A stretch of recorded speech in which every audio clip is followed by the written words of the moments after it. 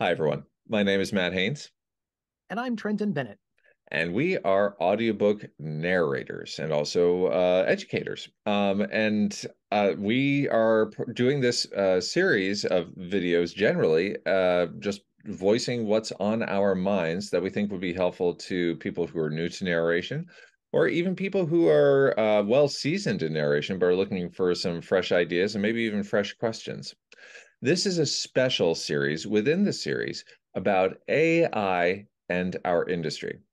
During the first part, Trenton, who has done his homework on this, was talking about what humans have that AI is never going to have, especially when it comes to how we interpret emotional content and how that plays out in our bodies and how we respond to text with emotion. Next, we're going to go even deeper into where AI, no matter how much it improves, still can get out of control. And again, this is not saying that we need to protest or picket line AI because AI is gonna find a way. But this is to say, okay, this is what AI's Achilles heels tend to be. Does that sound like a fair way to put it, Trenton? It is because we don't have all the answers. We're not the programmers of the AI, but there are some philosophical hurdles that AI developers have faced in their construction, continue to face, and they are challenges that may not be resolved. So tell us more, because these are some. I was certainly surprised and really about some of the stuff that you brought up. So share, please. Let me give you a basic example before we dig in, which is if you think about it, you probably have at least one time in your life where something has been inherently wrong and the hard time fixing it came from the fact that the person that you were interacting with said, well, that's what it says in the computer. That's what the computer says. So I Hmm. can't do anything. It's because computers are flawed and limited. It's hard to believe when we have so much wonder in our pockets in our cell phones, but computers are generally a flawed and limited system. AI is only as good as the information that it has been given and how well it is trained to process what it is given. And that's where things start to get sticky because Hmm. the basic premise, the basic premise to the Here, response that it gives is let's driven. take that and just Pick up. pick up. All right. So and boop boop boop and all yours. The basic premise is that the responses it gives are driven by the underlying assertion given to it by its creators that it is expected to be the voice of authority. Hmm. People approach AI uh, like you would approach the oracle at Delphi, looking for the secret to your future. They ask it something and they wait for an answer. And that is a transactional nature within technology, within software. Yes, it's going to process your response to that answer, but it still considers it. You ask me a thing, I give you a thing.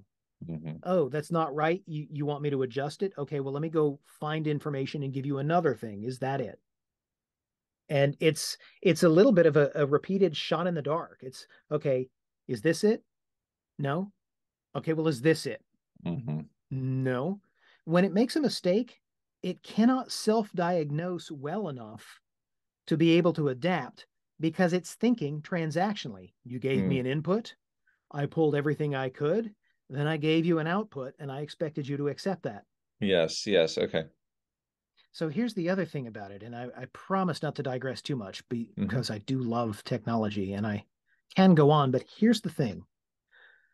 The larger the data set, the wider the variety of options. When you Hmm. have more data, there's more possible paths. The way to understand this is imagine if you did a Google search and before you could make a decision on your Google search, you had to read every single result in that Google search before choosing one. Right. It's difficult. It's a huge amount of information, and it's not that computers have so much processing capacity and the cloud is so many computers joined together. It still requires a lot of processing that, as we mentioned in the first video, involves a lot of nuance and context that can't be drawn out when you're trying to transactionally aggregate information and assemble it into an output. Hmm. Hmm. How has this played out by examples? Because again, some examples that you gave me, I was just like, no kidding. People could actually get AI, even though AI is supposed to be, the ultimate voice. People were actually able to puppet AI in this way. Can you share some of those? Yeah, I've got two. The first is that even a wrong answer can be perceived to be the right answer if the AI is not trained to know the difference between infallible data and Mm, subjective information. mm-hmm, So, mm-hmm, it may be going to a news website and go, this is a news website, and not realize that it's reading a letter to the editor or an opinion piece that mm-hmm. isn't actual fact. And a good Right. example is we've actually been talking about this for a while about the idea that intelligent voices could soon be reading the news for us and we wouldn't know the difference.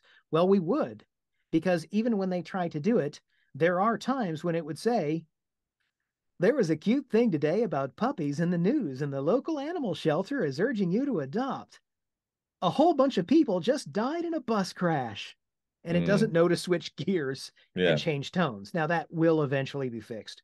But my point here is that a wrong answer can still be perceived to be the right answer if the AI cannot distinguish between infallible data Hmm. and subjective information. Yeah. Yeah. Yeah. Yeah. Brings me to my second example. Mm-hmm.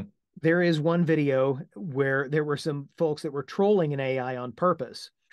Like a small child that struggles to understand sarcasm, AI has a hard time determining misinformation. And the example I mentioned is they were bothering the AI trying to assert that 2 plus 2 equals 5. And it kept saying 2 plus 2 equals 4. No, it equals 5. And continuing to badger it, finally the AI agreed with them and said, okay, 2 plus 2 equals 5. Mm. And that's difficult because is it doing that because it understands that it's not, I shouldn't say understands, there's not an intelligence here, there's a logical processing order that was put together by somebody, Right, but right. is the response being put that way because the most logical path to exit where it's able to stop doing transactions with this person that is contradicting it is to simply agree with the person and wait for them to go away? I mean, Mm, we do kind of do that. Or is it actually assimilating that and going, hey, I see a lot of people saying 2 plus 2 equals 4, but I now have a significant percentage of people saying 2 plus 2 equals mm, 5 that I need to give that credibility. mm-hmm, mm-hmm, If enough people on the internet are confidently wrong, AI could falsely read that confidence as correctness. Here's a very important point to remember.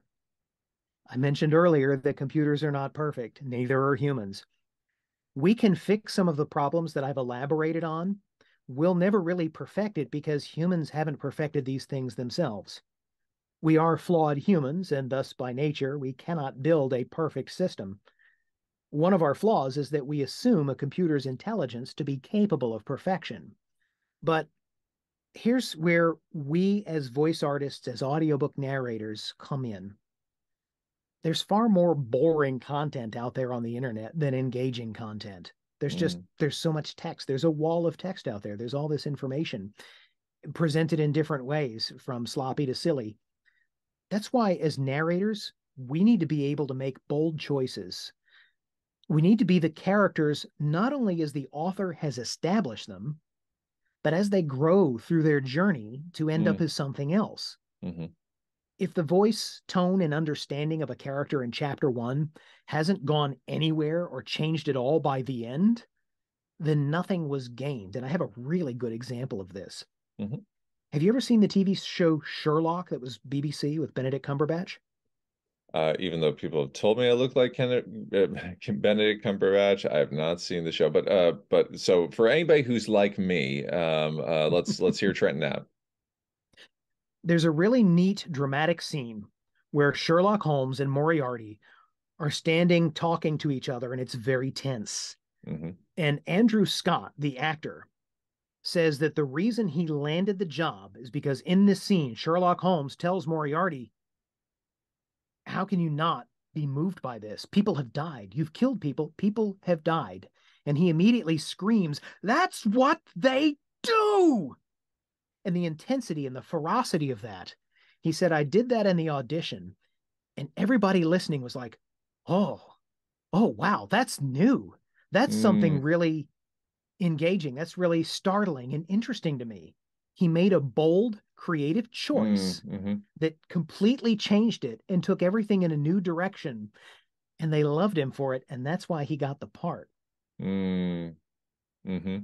You know That's where it's on us. you know what this also reminds me of, because you and I are both rock and roll nerds. Uh, Roger Daltrey, that climactic moment of can't won't get fooled again, where he just releases that cathartic scream, right? Yeah. Originally, that was just supposed to be a very cool, yeah. Mm-hmm. And Roger Daltrey, when he was listening to it, is like, no, this calls for way more than that. And so he was alone in the booth. The rest of the band was taking a break, and he just screamed, and the rest of the band was just like, "What is going on in there?" And Daltrey's like, That was the right thing to do for that moment." And goodness knows it sure was. It contains all the intense anger of the youth of the 1960s. Yeah, Yes. yeah. It was a war cry. Wonderful. I mean, yeah, yeah. Wonderful what we can do. And anything else that people should know before we give a little taste of what's coming up? Know that, as we've said before, we won't stop AI. It's not something that'll go away. We can't make it disappear. We need to understand our place in the world where technology has moved forward, and we are moving along with it, just as we had when we first started having home studios and recording with our own equipment. Right. Hmm. Hmm. This is Great. just another step in the journey, and we need to know how to step in time with progress and figure out the best way to be part of the future. Okay. Well, looking forward to this. In the meantime, folks, stay tuned. I'm Matt Haynes, And I'm Trenton Bennett. and as your narrators and helpers with the process of narration, I hope that our voices and your ears meet again real soon. Thanks, everyone. Thanks, everybody.